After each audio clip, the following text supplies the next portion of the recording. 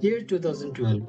I used to go to a friend's house to play Spider-Man, and I was in love with that game. The main reason I wanted to go to his house was to play the game. I loved Spider-Man so much. The only Marvel movie I watched was Spider-Man. One day I decided I want to play this game on my PC. So I went to his home with a pen drive and copied the game and came back home, booted up my PC, excited to play the game as the hardcore Spidey fan I was. I then copied the game to my PC and then I clicked on the file. Apparently, I only copied the exe file.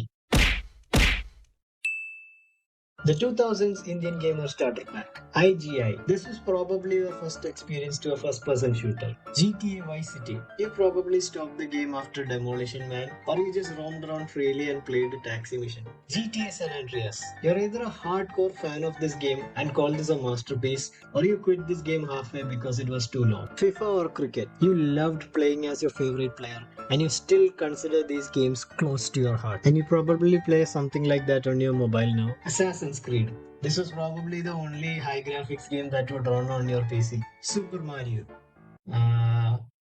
Hi, Uncle. Total overdose. You are a man of good taste, and I respect you. I salute you, mister. If you're a kid born and brought up in the West, you might have owned a console at one point in your life. Or if you're a hardcore PC gamer from childhood, maybe your parents might have brought you some games for Christmas. But if you ask an Indian parent to buy games for you, an Indian gamer back then might have played a lot of games but never owned any one of them because yeah, so back then we didn't even know the games we used to play were pirated copies and not the legal ones. We didn't even know you were supposed to buy these games. Hey bro, can I have this game? Sure bro, just give me your pen drive. We'd always take our pen drives when we go to a cousin's house who has a PC. What do you know? Maybe you come across a new game. So this is how the games would transfer from one person to another. Because fast internet wasn't an option for everyone back then. You had to copy these games from one PC to another. The person who had a lot of games in his computer would be extremely respected by others. Well, piracy is a wrong thing, but nobody actually cared back then. The piracy of games and movies is an ongoing thing still today. The main reason of this would probably be the state of economy. The games were costly for an average Indian to afford. If you take a look at US, the average salaries there is like $5,000 and the games cost like $60 to $70. So that's like 1 to 2% of their salary. Meanwhile in India, the average salary is like 25 to 30,000 and the games cost like 4,000, 5,000, which is like 16% of the salary. So yeah, imagine spending 16% of your salary for playing a game that lasts like 15 to 20 hours. Not just India, a lot of developing countries use piracy to play games. Some countries have a limited amount of games in their Steam library, and some countries even banned Steam entirely.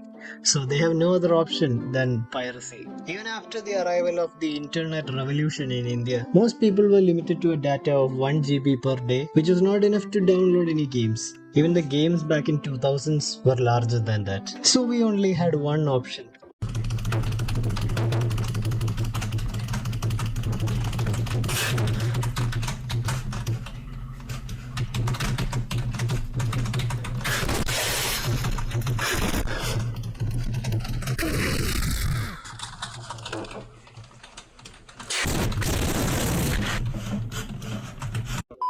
And after downloading a 6 GB game for 200 MB, we'd still complain that why is there no audio in this game? And another problem was PC specs. By the time GTA 5 was released in PC, a lot of us here were chilling with Vice City and San Andreas. I still don't understand how I managed to run GTA 5 on my Intel Pentium laptop with that disgusting draw distance mod.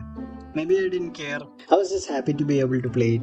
I remember when I first downloaded Mafia 2 and I looked at the game and I was like, whoa, look at the graphics. It looks like they're real people. Look at the hair. Look at their skin. I was actually playing it on lowest settings. Still, I was so impressed. One such a game you guys might be familiar with is Sleeping Dogs. It still makes me angry that this game was not successful when it was released. The company eventually shut down and we never got a sequel we deserved. Another game like that was Total Overdose.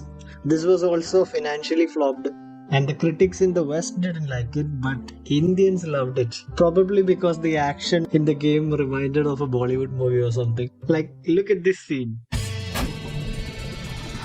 Angel, incoming!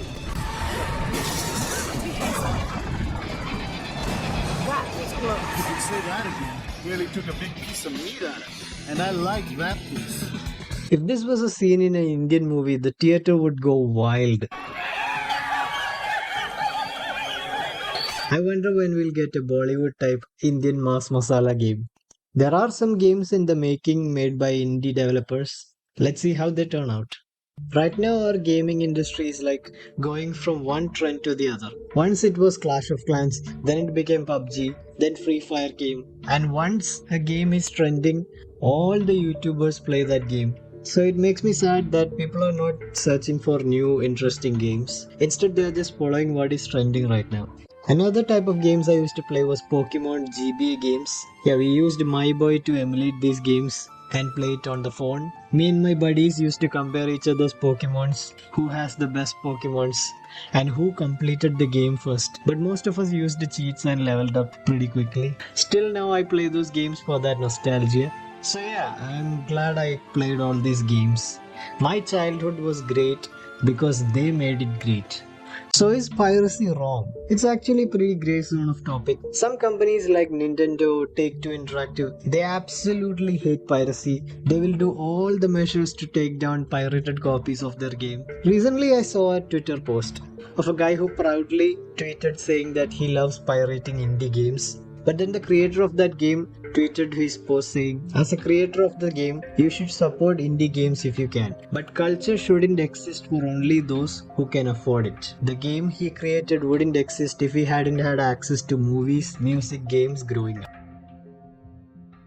So right now I'm really thankful for you guys that I can finally afford a good PC to play all these games smoothly and live my childhood dream. It's without you guys, it wouldn't have been possible. So thank you from the bottom of my heart.